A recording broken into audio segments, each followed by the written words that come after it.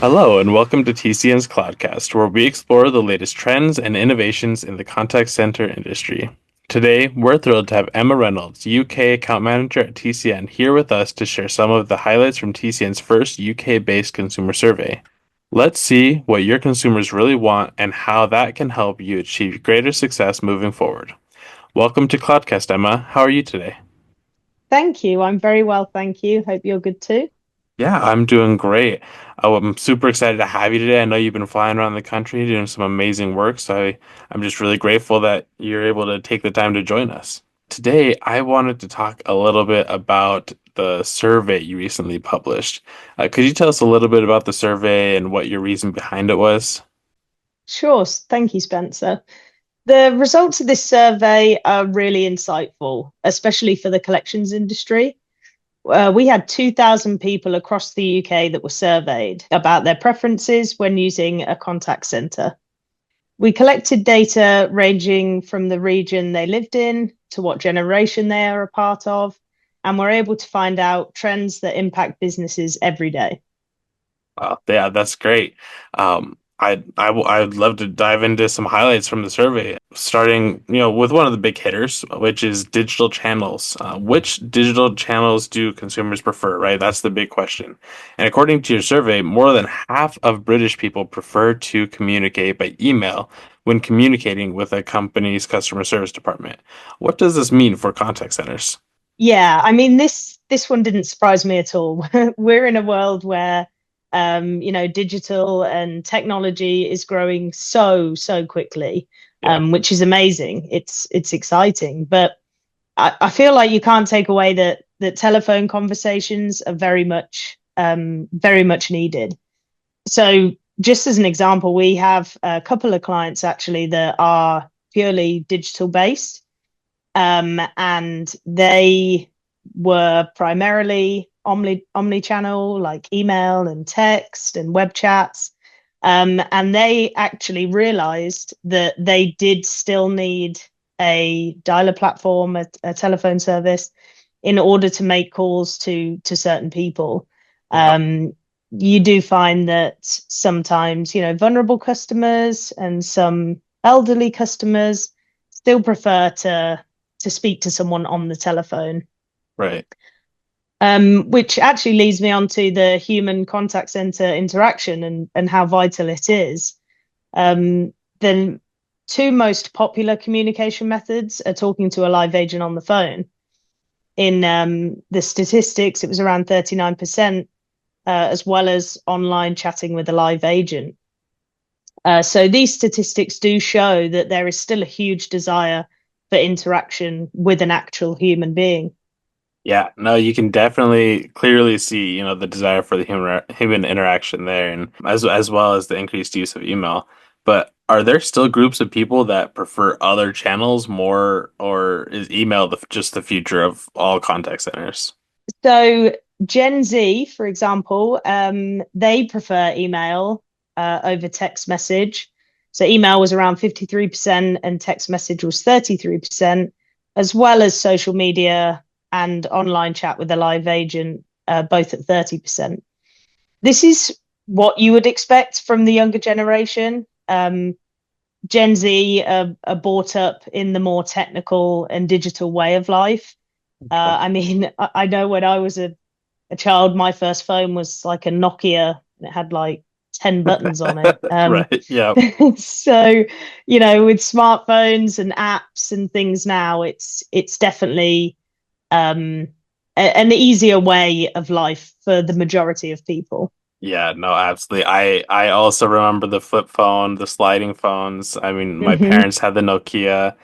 Yeah, absolutely. We've come a long way since then.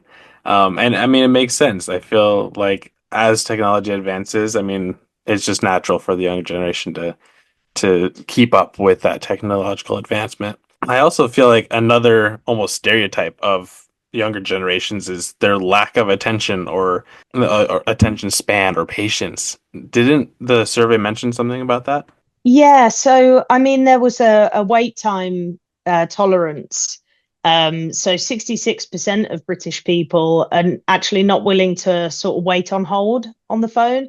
for more than 10 minutes. But there was a percentage that say that they've been on hold for more than 30 minutes and they're okay with that. I mean, at TCN, we ensure that our clients are aware of wait times, and because it can be frustrating for customers, especially if they want, to resolve an issue, or they just want to talk to someone, then waiting on hold can be very frustrating.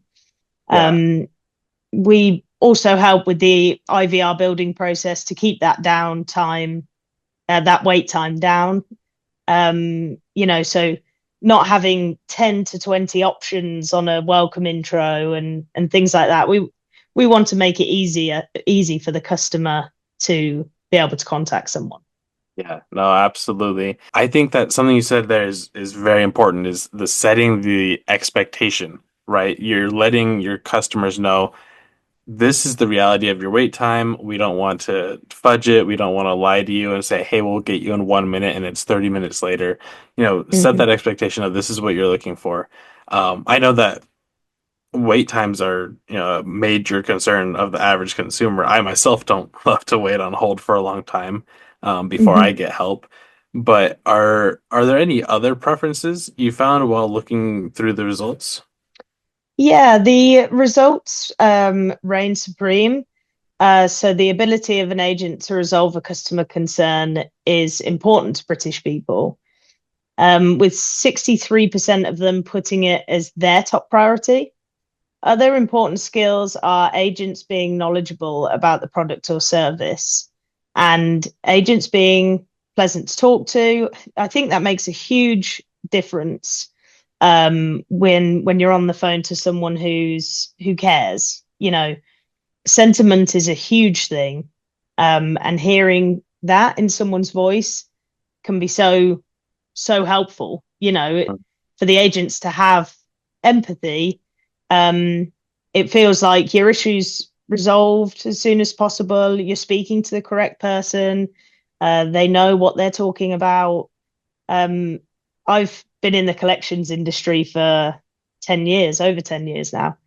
And I remember when I used to be on the phone, everyone used to say, smile while you dial.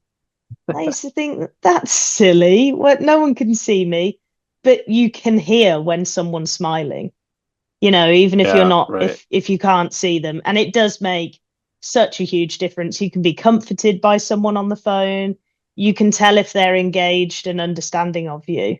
Absolutely. Yeah, I think that's really an interesting there's an interesting comparison here, actually. I don't know if you've read your U.S. counterparts consumer survey, but in that case study, I believe that obviously the top priority for consumers is to have their problem solved, right? That matches up. Everyone wants their problem solved, Hmm. but all those other skills have actually decreased in importance in recent years.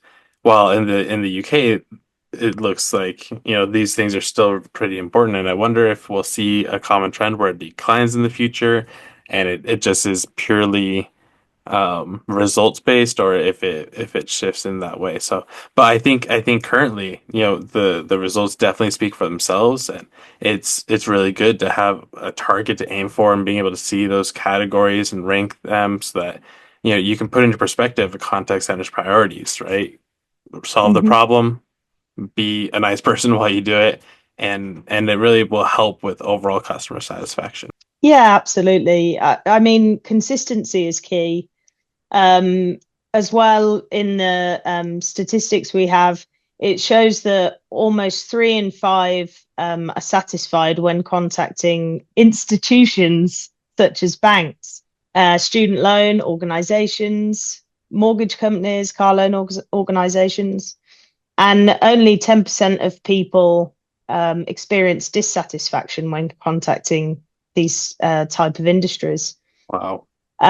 Yeah, so it's really interesting as well that more than 70% of TCN's global revenue is from the accounts receivable sector. So we specifically wanted to engage with people who use these financial sectors, contact Right. centers, so we can pass on. what preferences are to help our clients, as ultimately we can all sort of help each other. But it does show that having a robust contact center solution is definitely the key to success.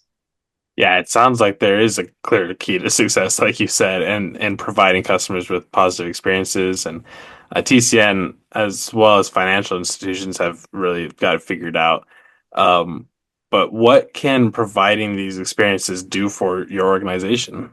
Yeah, so positive experiences pay off. I mean, 50% of British people have posted a positive review online of customer service experience, while 40% of respondents have posted an online review of poor customer service. Um, I think companies, obviously, if you get a good review, that can sort of make you more money, make you a better company. And they pay more for the product and the service.